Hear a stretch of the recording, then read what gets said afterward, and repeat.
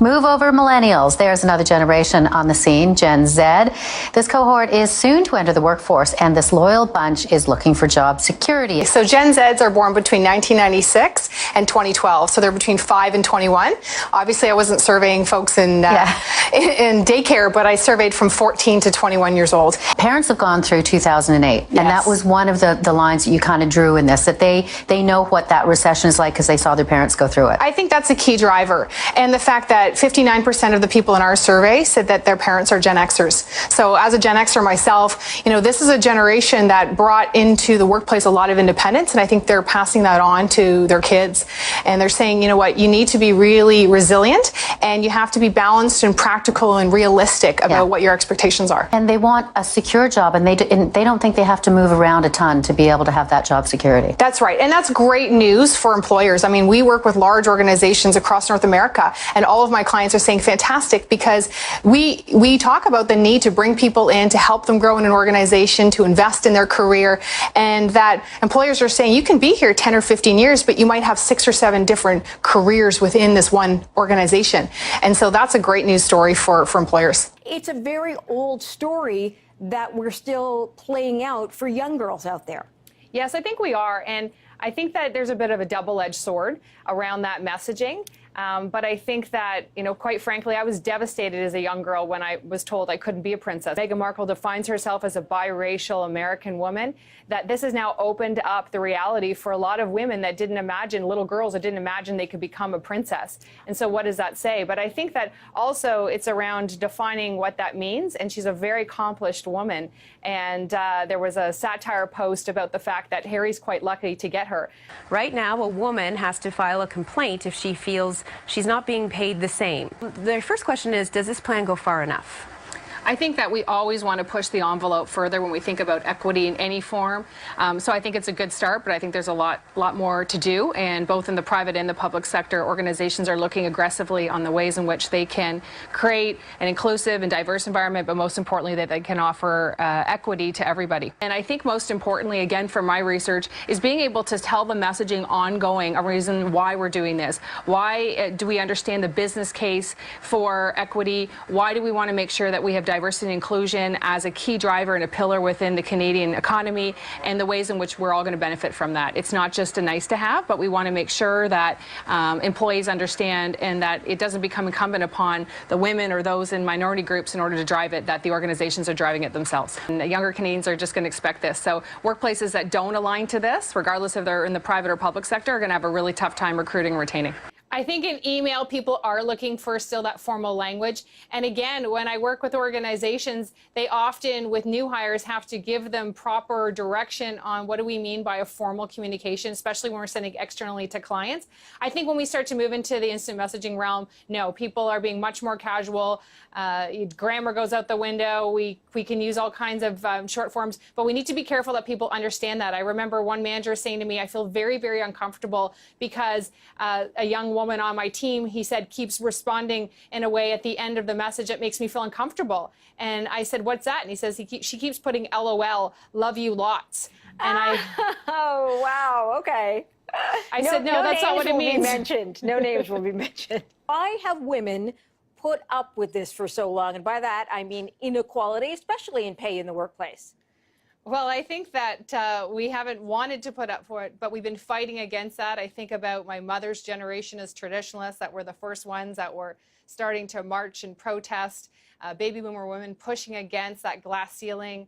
As a Gen Xer, our generation was one of the first to start to benefit from some of the things that boomers had created opportunities for us, but we certainly encountered a lot of obstacles. And as we start to see each generation progress, it becomes a little easier.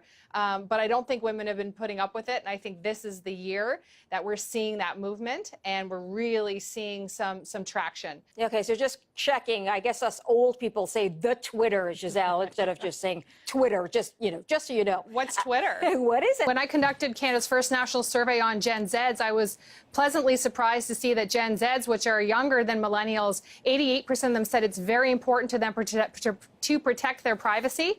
And in fact, many of the Gen Zs that I've been speaking to are very cautious about what they post. They are not sharing as many things. And I think that to the point that maybe older generations, we weren't as accustomed to using this. I said, I certainly hope I'm not as old as your mom. I don't know. Maybe I am. But the reality is that, Gen Zs are in fact still using Facebook. In Canada's survey that we found, it was 68% of those are still using Facebook daily and weekly. And we were shocked by that. So people are still on Facebook. They're using it. And I think that that privacy setting piece, I mean, I've heard from experts that said, if you're cautious about what you do, you can limit it. Absolutely, this breach couldn't entirely been limited that way. But we have to be responsible with it. And I think Gen Zs are really aware of that. Why do you think Gen Xers and baby boomers tend to donate more to charities? I think there's a couple of reasons. It doesn't surprise me that in particular those over 50 are donating more, because in most cases right now they have more money. So I think there's a bit of a life stage component that plays into that. When we're younger, we are just struggling to pay our bills. And as we begin to progress in our careers and we have greater success, I think that's one of the drivers. I think secondly as well is that particularly for baby boomers, they had a very strong civically minded mindset and were actively involved in a lot of charities and community type events where, to be quite honest, as Gen Xers, we were a little bit apathetic. It took us a while. I've worked with a lot of charities, not-for-profits, and they all struggled to find a way to make their cause relevant to young people. And I think with Xers, it was a bit of a challenge. Now we see millennials and certainly the Gen Zs that are coming up behind them. They've really embraced that We Day, but they're giving their time. They're trying to change the world, but they're not necessarily opening their pocketbooks. Let's talk about the shift that you have seen, Giselle, over the years, because as you mentioned, back then it was novel to even have glass, and that was kind of, ooh, wow, now you can see people when they are working, or if they're busy, if you want to knock on the door. How have things changed? Absolutely revolutionized. I mean, now there's not a workspace that we go into that isn't being, if it hasn't been modernized or in the process of modernizing it, open spaces, a lot of light, natural light, and if not, broad spaces where they can have artificial lighting that feels like natural light, more plants, more organic materials, and certainly workspaces that are transient. So meaning people can pick up their chairs or roll on their tables and have this very, very fluid kind of work environment to encourage more collaboration. I was going to say, what do you think the idea behind that modernization is? I mean, most of the organizations that I work with say a couple of things. First and foremost, they want to recruit. And so, yes, it is recruiting younger people, but it's not just younger. It's not just millennials. Everyone likes an aesthetic work environment. The second is they want to encourage more collaboration. But the third and final thing, which they rarely admit to, but they will, publish this in their reports, in their financial reports, is the cost savings. When they encourage people not to come into the office, when they encourage people not to have a physical workspace, they're also in many cases asking them to work offsite or asking them to work at clients or asking them to work at home. That's saving them billions of dollars in real estate. That they're saving their money because they expect to be millionaires. That's coming from a new report. TD Ameritrade is saying, despite the fact that 17% of respondents in their survey say they're not financially independent from their parents yet, they still believe they're going to be millionaires. Are they just being optimistic, Giselle? Well, I do love the optimism. In fact, in the research we conducted around Gen Z, we see some similar optimism, though that generation seems to be a little more practical around their finances than perhaps millennials. So the optimism is fantastic. I think it goes hand in hand with that tipping. If they think they're going to be millionaires, and they might want to start off being generous today. Again, I believe in sort of that notion of what goes around comes around. And certainly those millennials that have that side gig and the side hustle in order to make the extra money, maybe that's how they're going to get ahead. But I suspect they're going to be in for a rude awakening. And I'm surprised that many people that are millennials, which goes as high as 37 years old now, still think that may happen, with most people not on track to achieve that. Overall, millennials have been more conscious perhaps of some of these things. But I think about Gen Xers, and we were coming of age in a time where there was a huge focus on the blue bin recycling. I mean, that was the initial program. We talk about some of those social programs, and as David mentions, that the notion of having social pressure that encourages us. And I think what happens is the younger and younger generations then influence the behaviors of their parents and the people around them. Who do you think would be the biggest risk taker? The Gen X, boomers, millennials? Probably boomers first, and then Xers, and then millennials. When we think about the boomers, it was a lot about the drugs, sex, and rock and roll. And I speak a lot about when I talk about the Gen Xers that we were fear of drugs, sex, and rock and roll. Many of us remember that era of the just say no, and this is your brain on drugs, right? Yes. That was an egg, and then it fried. I And remember that. Me too. And I think a lot of Xers were thinking, what happened? How come we don't get to do drugs? Boomers got to do drugs. And you know, increasingly so, millennials have shown in the research that they're not taking the risks. They're not taking risks around entrepreneurialism. They're not taking the risks around some of the financial investments. They are looking for more stability. And in fact, we're seeing this even more with the next generation coming with the Gen Zs. So in our research, we were shocked to find that 63% of Gen Z say that they're savers versus spenders. And 89% of people are looking for loyalty and stability in an organization. $1,000 is a lot, and I'll be curious to see whether Gen Zs choose to spend that amount of money. Our research shows 63% of Gen Zs define themselves as savers versus spenders. I think that in our day and age, and certainly as Gen Xers and baby boomers, this is experience. But you know, I talked to some people in my peer group, and they said, first and foremost, it wasn't being discussed in school. We weren't talking about bullying. Second of all, teachers and principals didn't necessarily take it as seriously. And third of all, there wasn't that police presence, and there certainly weren't people that were being held accountable for those kinds of behaviors. Giselle, let's start with you. Baby, It's Cold Outside is the song. Should it be pulled? No, it shouldn't be pulled. I don't agree with this whole notion of going back into history and trying to pick through it to find things that are wrong.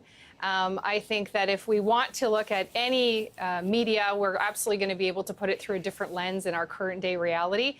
But I'm shocked and just surprised that this is what people choose to spend their time on. Quite frankly, I'm flabbergasted that people don't have something better to do than to make a controversy over Christmas carols. Rudolph the Red-Nosed Reindeer, of course, some say it's about bullying and it's not appropriate to show Rudolph being bullied, but maybe people aren't looking at the big picture here and are being short-sighted because in the end, of course, he's the winner. He's the one who celebrated.